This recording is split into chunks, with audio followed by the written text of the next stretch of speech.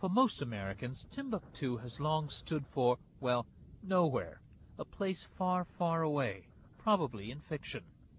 But deep in the West African nation of Mali, where the savanna grasslands meet the Sahara, lies Timbuktu. It's an impoverished town of about 30,000, most of them nomadic traders or subsistence farmers. But Timbuktu is rich in history that contradicts a commonly held impression in the West that sub-Saharan Africa has only oral and no written traditions. Well before there was an America, Timbuktu was a thriving center of learning with a university. Professors were teaching philosophy, theology, mathematics. Professor El Hajj says the earliest records of Timbuktu go back to the 11th century, to a prosperous desert crossroads where salt, gold, slaves, and scholarship were exchanged. That all ended in the late 1500s with Moroccan invasions and later French conquest. Today, much of Timbuktu's architecture seems frozen, or more appropriately, baked in time. The distinctive Djingere Bear Mosque, built of limestone and mud, has been run by Imam Abramane Essayuti's family for generations. Islam is thought to have come to this region in the 8th century. For us, this mosque is our heritage. Imagine, it was built in 1325, handed down to us by our parents. This mosque has been here for 700 years. The 15th century Sankore Mosque was Timbuktu's nerve center of intellectual life. On summertime, they give lecture here. You have a circle here, at least 40 or 45 or 50 students. Well before Europe's Renaissance, students and scholars, as many as 25,000, came from West and North Africa and the Middle East to study Islamic law, theology, and a range of secular subjects.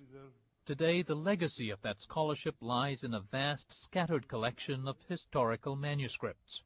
Yeah, this is the library, and the Ahmed Baba collection, named after a 15th century scholar, has some 40,000 manuscripts.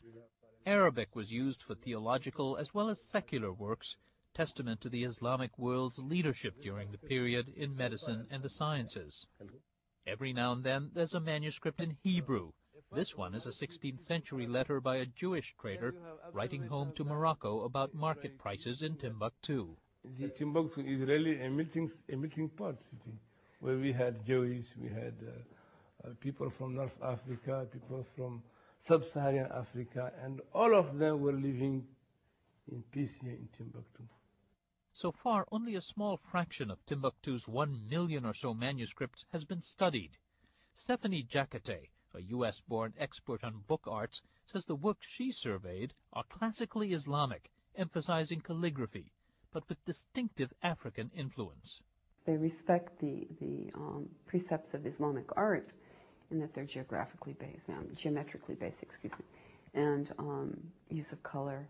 Their drawing is very close to ethnic art. It's quite beautiful. The calligraphic style is very specific. It's quite easy to tell the geographic origin of the scholar by the calligraphy that he uses. Despite a wealth of content, the priority now for scholars and manuscript owners like Abdelkader Haidara is the uphill task of saving the crumbling manuscripts. Their survival is a tribute to the ancient binders. This Quran survived a building collapse. The classic geometric artwork on its goatskin cover are still pristine on the back. The manuscript. 17th century. 17th century. Yeah. But this is the oldest one. 1114. 1114, the oldest one. A handful of collections like Haidara's have gotten support from universities and foundations in the West to catalog, conserve, and restore manuscripts. It's tedious work and at best involves a small part of the collection. The majority of Timbuktu's volumes is precariously stored in small family collections. Abdul Wahid Haidara, who's not related, has little time, and on a teacher's salary of just $50 a month, almost no money to preserve what he calls the family's heritage. Haidara has resisted offers from foreign collectors to buy manuscripts, many of which could fetch fortunes in the West. but there's concern that people struggling to feed their families will be tempted. Timbuktu's mayor says the best way to reduce poverty is to attract more tourists, sightseers and scholars who could both highlight and preserve the historical treasure.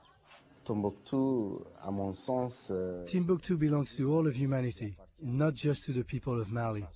This is a very old learning center, a historical city which has endangered sites declared World Heritage by UNESCO. Timbuktu belongs to the whole world, and around the world, people should do something to save Timbuktu. There's not likely to be a renaissance anytime soon. For one thing, the road to Timbuktu hasn't changed since the city's heyday in the 1500s. That is, there is no road. For Religion and Ethics News Weekly, this is Fred de Sam Lazaro in Timbuktu, Mali.